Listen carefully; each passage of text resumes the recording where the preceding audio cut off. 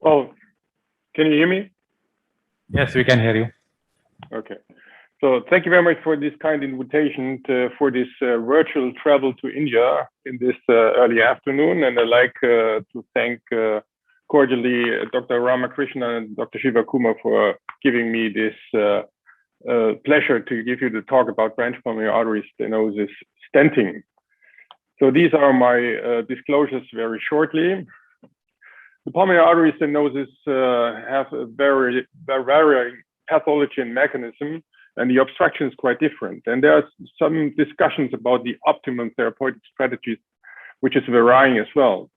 Balloon angioplasty alone has also only a success rate in 50 to 60%. Is less frequently first treatment of choice in the meantime. Bladed cutting balloon angioplasty is a technique which is preferable in the post-hilar region. And stent implantation so far remains the most often used treatment of choice to overcome any stenosis in the pulmonary arteries.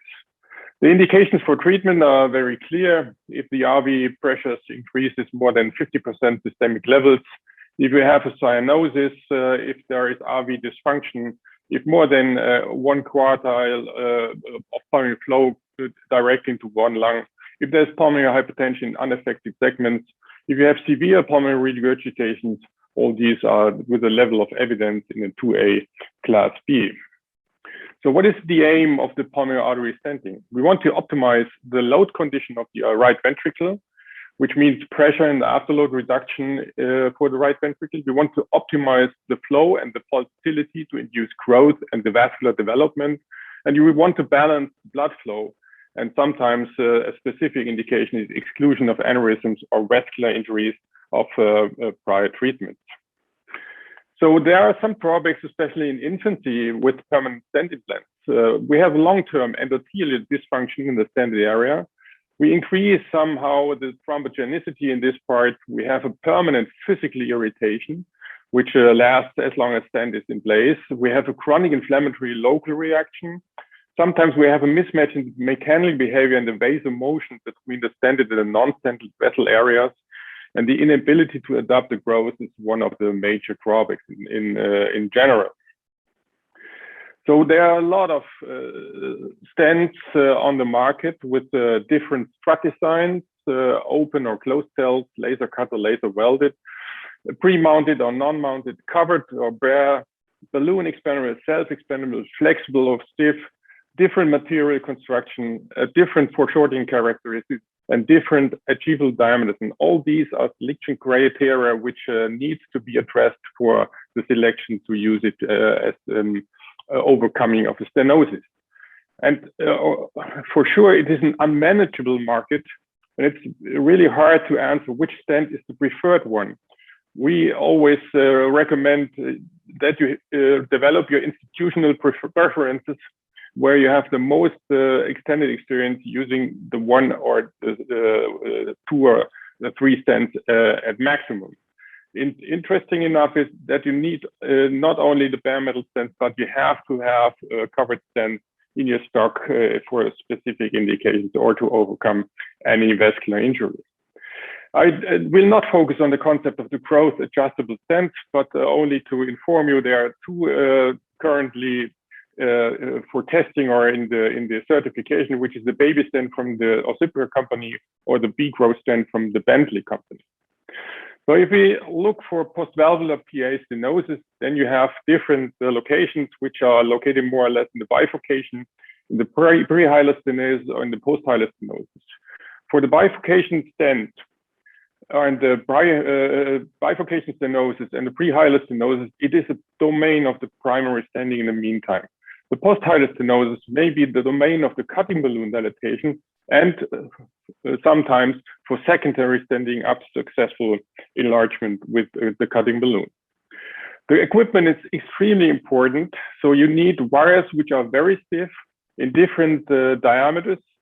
They should have very short floppy end with a very short transition zone to have the maximum support for the stent implantation and support the balloon and the stent assembly. And the key of success in anyhow is a stable wire position far beyond the region which needs to be stented. The sheaths should be long enough to reach beyond the region. They should be optimally kink resistant, and the radiopaque or radiopaque tip marker is important to see whether the sheath is in the right place for stenting. There are different stent delivery techniques. The traditional technique, which is mainly used, is the stent mounted in the balloon, which is delivered over a wire through a pre-positioned sheath. There are some different techniques: the front-loading technique, the ink technique with the short truncated dilator, which is glued onto the balloon to avoid stent formation, and sometimes the coaxial sheath technique. But with the current available sheaths on the market, the traditional technique is in mainly every case useful to stent delivery. So there are some necessary preparations. You need to hemodynamically assess the morphology and the hemodynamics around that region. You need an angiographic assessment. You need measurements which incorporates the length, the narrowest diameter, and the vessel diameter proximal and distal to the stent, which is very important for the stent and the balloon selection. This stent should be in length as short as possible and as maximally needed to overcome the stent breaches. And the diameter of the balloon should correspond to the surrounding vessel diameters prior and behind the stenosis. So here's some examples. It's the most easiest way to overcome is just unilateral pulmonary artery bifurcation stenosis, like here in the RPA, which comes from the orifice up to the middle of the part of the right pulmonary artery. This is very easily addressing with a stent implantation unilateral, and but in this situation, a sheath is very important to have a stable position during stent inflation. Somehow more complicated are LPA stenosis, isolated like here. They can be implanted with stents and overcome the stenosis, but they bear a higher risk for complications, misplacement, and late migrations, and which I will address later on, intimal hyperplasia. If you have multi-segment hilar PA stenosis, then we recommend simultaneous treatment, which we think it's mandatory that you overcome not only one part of the stenosis, but you should simultaneously address both parts of the stenosis with a simultaneous stent implantation, just to make sure that both vessel regions and both segments are patent after the treatment with a stent. Some more complicated are bilateral PA bifurcation stenosis, but also we think it is a domain of primary stenting. There are different techniques which have been nicely described by Oliver Stümper, which we will hear after this talk. We have the double balloon technique, where you have two balloons with simultaneously inflation of mounted stents to have a parallel implanted stent equipment. There's also a tandem technique where stent is simultaneously mounted on two balloons, which are directed with two different wires to the right and to the left side, and will increase the bifurcation stenosis very nicely and avoiding any obstruction and any jailing of the left or the right pulmonary artery.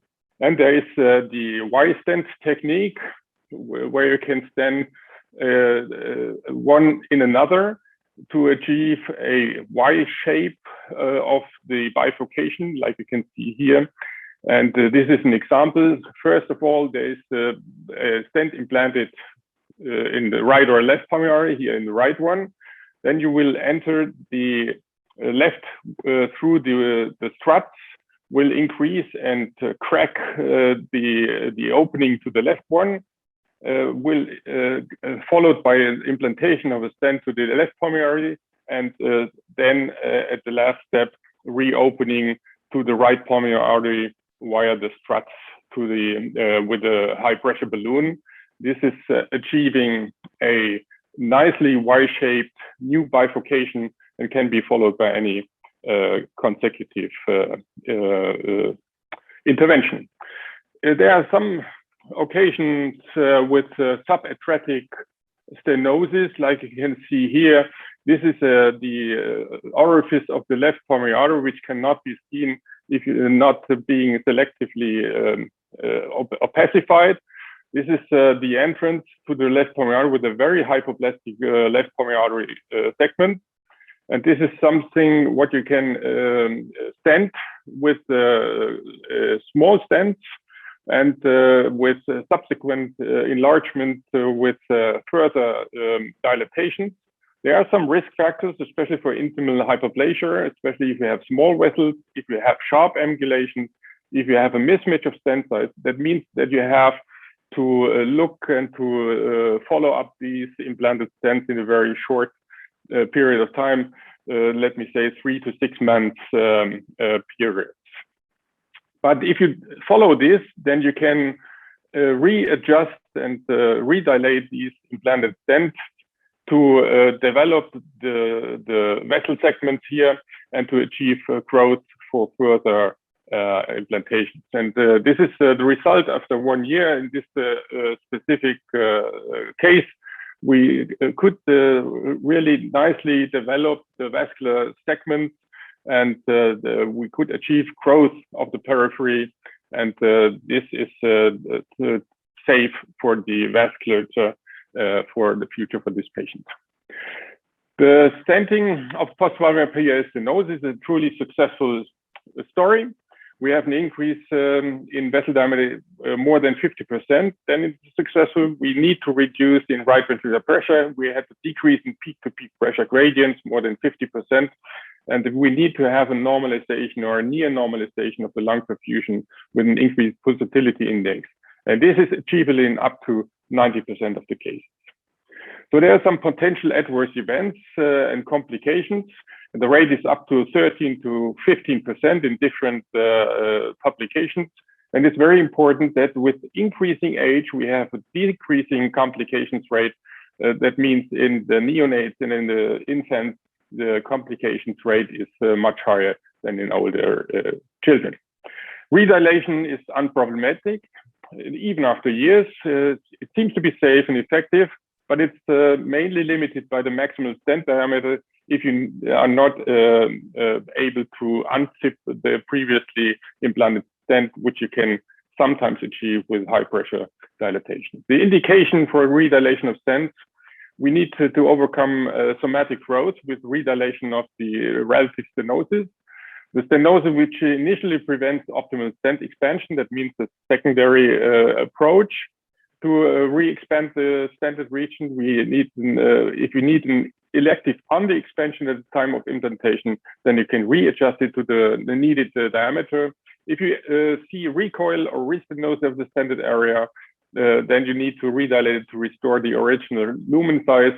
If you have fractured stents, you need to redilate or optimally re-stent that region. And if you have near-intimal proliferation, you need a second stent to overcome this. This is an example for an intimal hyperplasia in a stented LPA orifice. And as I mentioned, this is with a much higher risk for intimal hyperplasia if you're going to stent in the LPA, especially at the orifice from the bifurcation. You can redilate it first with a balloon, but mainly you need a second stent to overcome this and to achieve a better flow to the periphery, as you can see here, with a re-expansion to a maximal diameter and to achieve the best flow to the periphery. So the pulmonary artery stents, I'm just right ready. The long-term follow-up, we can conclude that the stent implants for PA stenosis provide an effective improvement in vessel cavity in the long term, and also repeat interventions are necessary. This procedure reduces the artery pressure and provides an important alternative to surgery for residual stenosis. Treatment of PA branch stenosis, in the meantime, is the domain of stenting. The PA stent placement offers an excellent therapeutic option. It prevents recoil of the vessel after only a balloon angioplasty and supports the vessel wall, and it delays the need and reduces the number of surgeries. Repeated redilation may become necessary. So sometimes it's a multi-step approach to overcome restrictive stenosis. But as long as it is a permanent implant, the indications for stent placement must be drawn from a serious and patient individual decision-making because of the long-term complications. I thank you very much for your attention.